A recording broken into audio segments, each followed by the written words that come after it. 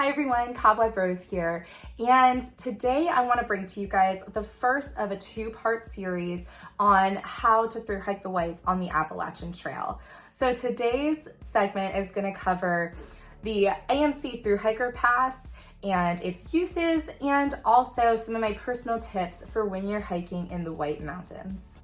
Now, no matter how you guys choose to thru hike the Appalachian Trail through the White Mountains, I definitely recommend that while you're there, you take advantage of the AMC's Thru Hiker Pass program. Now, when you stop into your first campsite or your first hut, you can get one of these little orange cards. This is the one for my 2023 Thru Hike of the AT, and this is the AMC Thru Hiker Pass. Now, this pass is valid for 2 weeks while you're hiking in the Whites, and it tells you all of the things that it's good for on the front of the pass. So I'm going to tell you about the discounts that were valid in 2023. I don't know if it's changed in 2024. Definitely check the AMC website for the most updated information on this. But they give you a discounted first stay at any AMC tent site. So normally they charge $15 for you to tent at that campsite in the Whites. Instead of that, you get charged $10 for your first stay, and then it's only $5 for every stay after that. So it is a pretty good discount. They also give you AMC member rates when you stay at the huts and the lodges. I'm not sure exactly what the discount is for that, but I know it's got to be better than whatever the layperson has who's not a member of the AMC.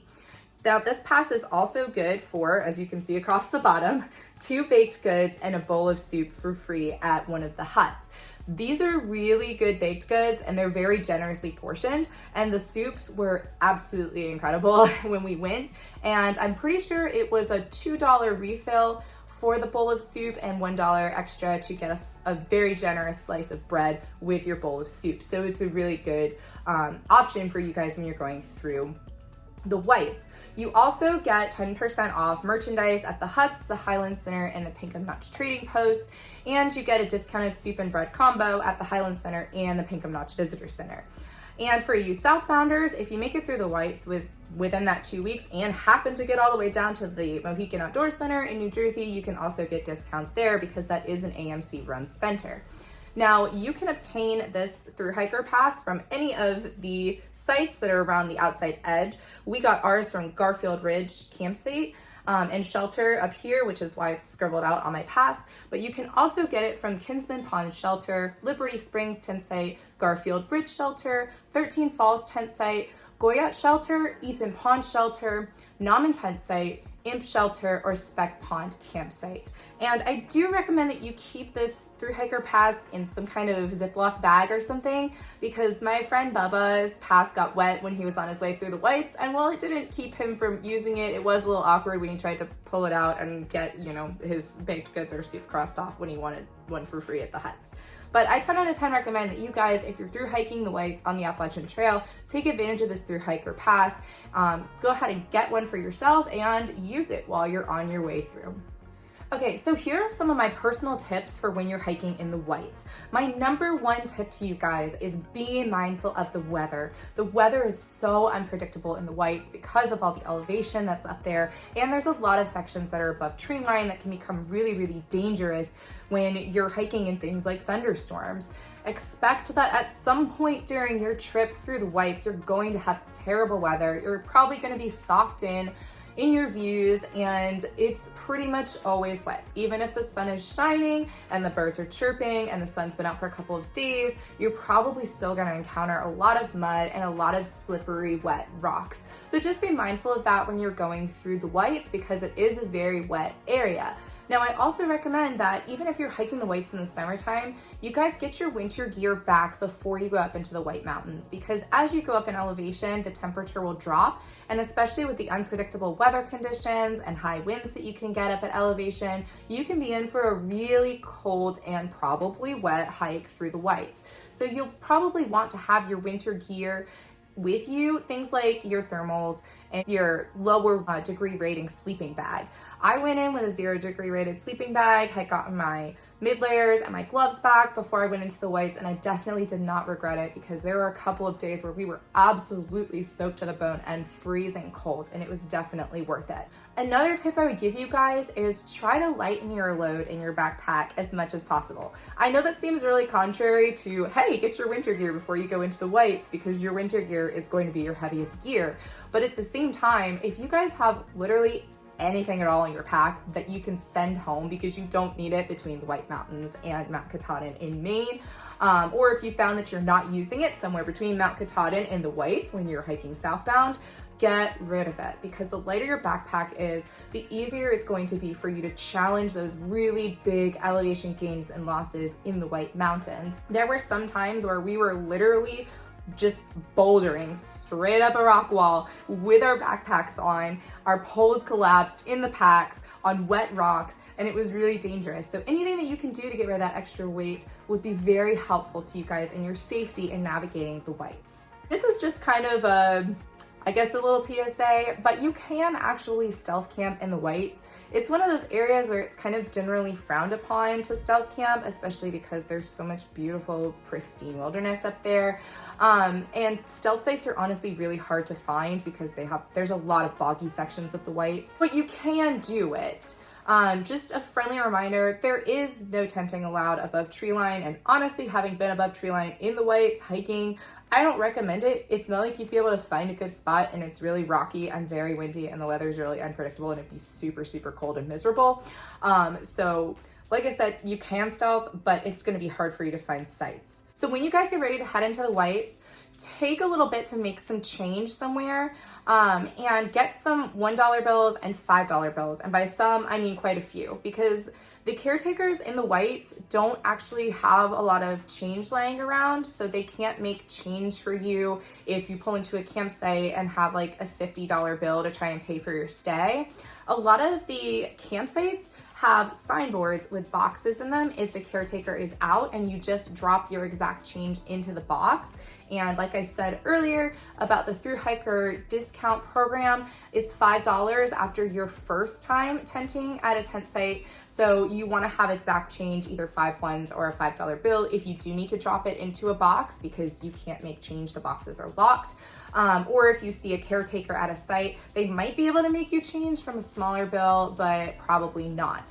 Also at the huts, if you choose to take advantage of their soup or their $1 coffee or tea, or hot chocolate, they just have a basket basically that's an honor system. So you throw your $1 bill in there. You can make your own change from that, but you're probably not gonna find enough $1 bills in there to make change for a 20. So I definitely recommend that you guys bring small change when you're traveling through the White.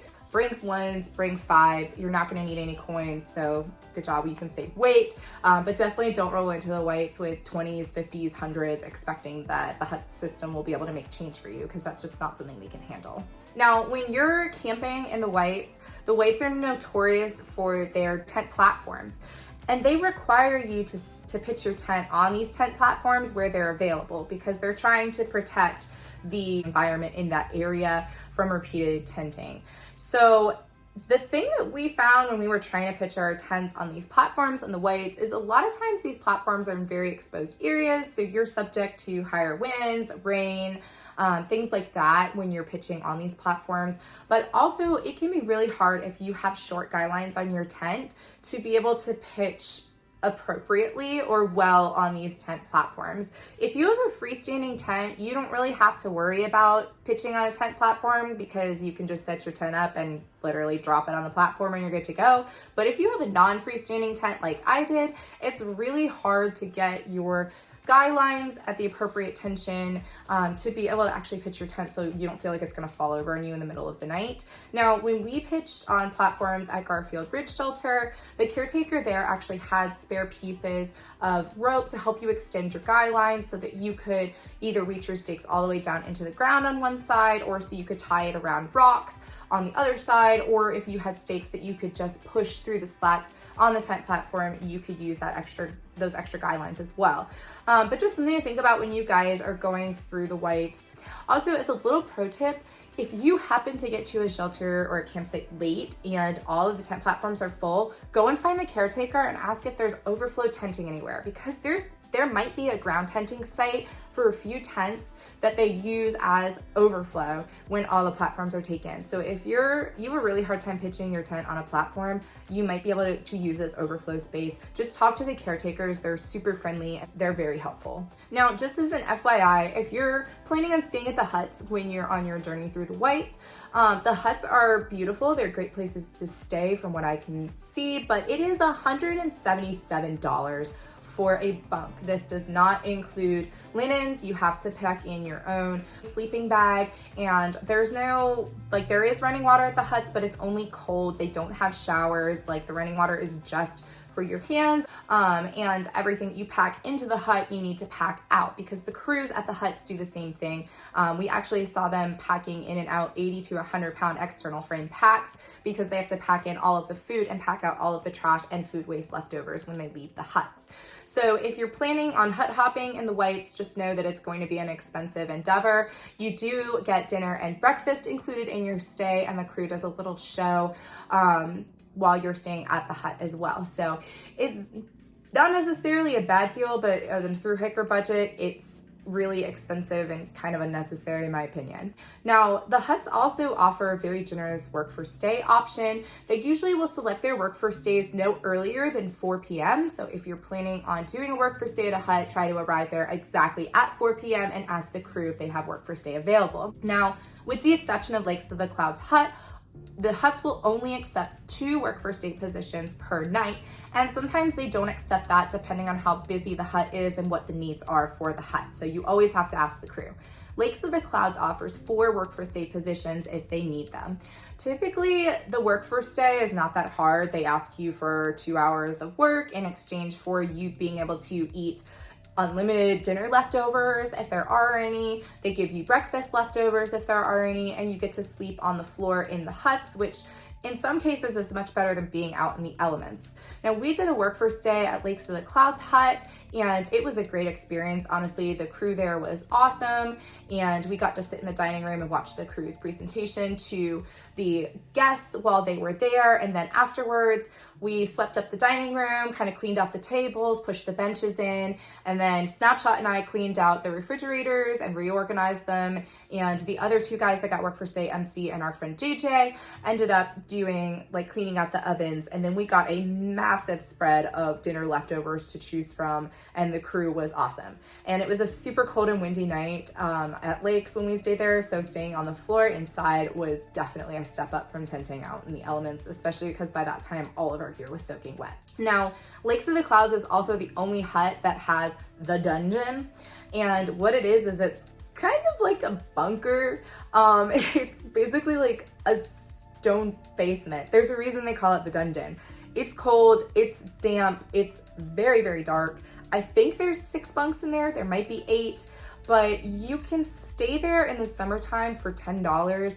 You have to ask about it from the crew at the huts. I'm not sure at what point they actually open it up for through hikers to stay in. I think it's usually after all the work for stay slots are taken, and I think they do try to fill the bunks in the huts first, but that's an option if you're going through and you want to stay in the dungeon at Lakes.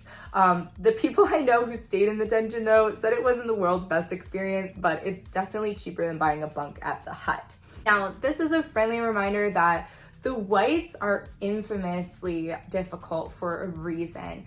Every single day that you're in the Whites, you're going to be doing a ton of elevation gain and loss, potentially up to a mile or more of elevation gain and or loss all day, every day while you're going through the Whites. So just remember, it means you're going to have to probably drop your mileage down some, and your hiking speed is going to suffer as well. And you might not be able to make it through the Whites as fast as you'd hope, so you might want to carry an extra day of food with you. We ended up getting delayed before we went over Mount Washington because of thunderstorms above tree line, and we had to spend an unexpected day at Lakes of the Clouds hut. So just something to keep in mind. You might take longer to hike the Whites than you would any other section of the trail. It's not necessarily a bad thing, but be prepared for it. Also, I definitely recommend that you replace any old worn out shoes before you go through the Whites, because like I said, there's a lot of rock climbing and rock scrambling in the Whites.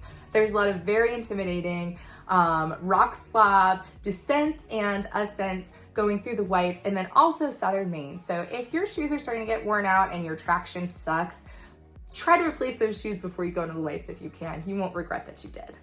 And if you guys, as always, have any questions, comments, or suggestions for your own hike through the Whites, please feel free to leave them below. Thank you for watching. Please like and subscribe the videos, recommend your channel to your friends, and as always, happy trails and be safe out there, guys.